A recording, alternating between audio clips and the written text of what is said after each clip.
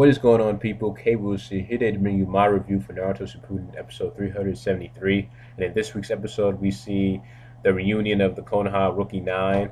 It's been a long time since, all 9 ninja have been together since the Chunin exams. And it was a cool moment, last week's episode when you see all 9 of them, standing together, ready to face against the Juubi. And in this episode, it was mainly like the Juubi's army against the Shinobi Alliance because the Juubi, in order to protect itself, it made clones, and it was a basically different size and shapes and different creatures. I thought that was pretty unique, though, for the Juubi to be able to do that, and the amount of clones they were able to create. I mean, it pretty much made its own army. I thought that was pretty impressive. And in the first half of this episode was dedicated to Sakura. She always thought that Naruto and Sasuke were ahead of her, which they were. And she always tried to catch up with them, but it's just no matter what she did, they would always just be, steps away from, her. And she always wanted to be at least near their level.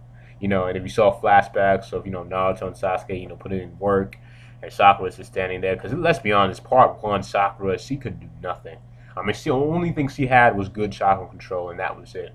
And so in order to get better, she asked the fifth Hokage, Tsunade, to be, to train her. And, she became a medical ninja. And Tsunade tells her that, hey, listen, even though you're a medical ninja, you can learn how to fight because, you're the apprentice of the fifth, and that means something. And I know a lot of people, they don't like Tsunade or Sakura, but at this point, Sakura had gotten a lot more useful than what she was in part one.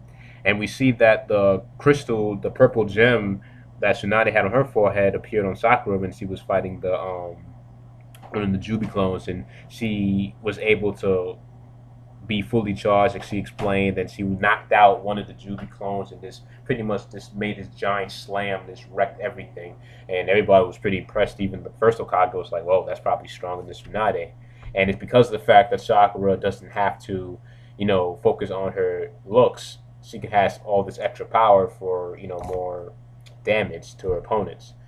And Naruto was like, "Oh damn, I can't mess with her anymore." And Sasuke was a little impressed, but she got overconfident because she was about to get attacked. But Naruto and Sasuke saved her. I also thought it was cool with Sasuke and his Amaterasu control and how really advanced it is. The fact that he was able to make like a sword out of Amaterasu flames, and I guess it makes sense considering that Sasuke Sharingan focuses more on Amaterasu, while like Itachi's focused more on Genjutsu. And I just thought that was just pretty cool with the Amaterasu sword and everything. And then we got to see everybody else making names for themselves. Kiba did like this three-headed dog, Cerberus technique, and was taking out some Juubi clones. Shino used this beetle that was just literally just eating up this one Juubi clone. It was pretty horrific, man. Like this one beetle, they were just eating him up like alive. And it was just, I wish we saw more from Shino and Kiba, some of these other characters. Like Hinata did her thing, and Team Asuma, they did their, Ino Shikacho Formation E, which I like that as well.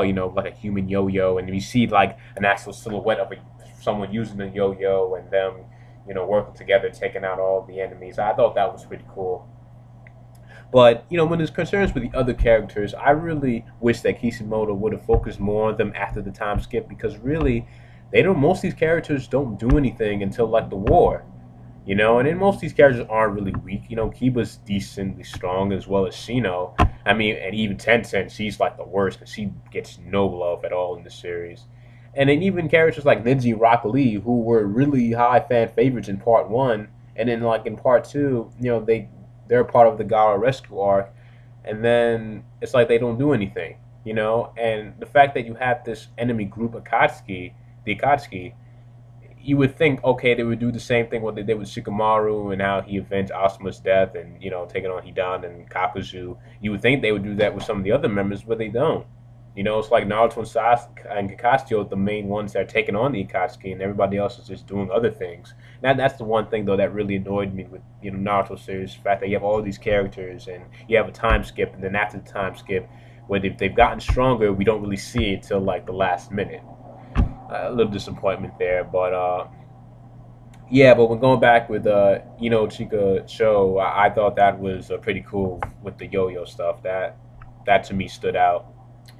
Sai, I felt bad for him. He tried to do something. He was like, "Hey, I'm part of T7 too," and then he gets taken out, and Naruto saves him. He's like, "God damn it, Sai!"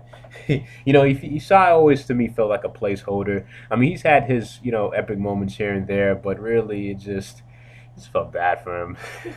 He's like, "God damn it, he couldn't even because I think his style in ninjutsu is interesting, but it's just damn man." He was he's always just felt like a placeholder to me. And then more and more, the Juubi was creating more bigger clones, defending the main body. And so what Naruto, Sasuke, and Sakura do is they use their summonings. Sakura summons the Slug. Naruto summons Gabakichi, and Sasuke summons a new snake. And I always thought it was interesting that Sasuke has two summonings. I just figured that you would have one, but I guess you could have more than one contract with certain animals. I figured you have one, you stick with that animal, but apparently you can have more than one. So in the end, we saw all of them. It's almost reminiscent of the three Shani, Jiraiya, Orochimaru, and Sakura, and Tsunade, excuse me. So yeah, like I said, that was cool. It just showed that they're the next ones. So almost replaces the Shani. That this is their time.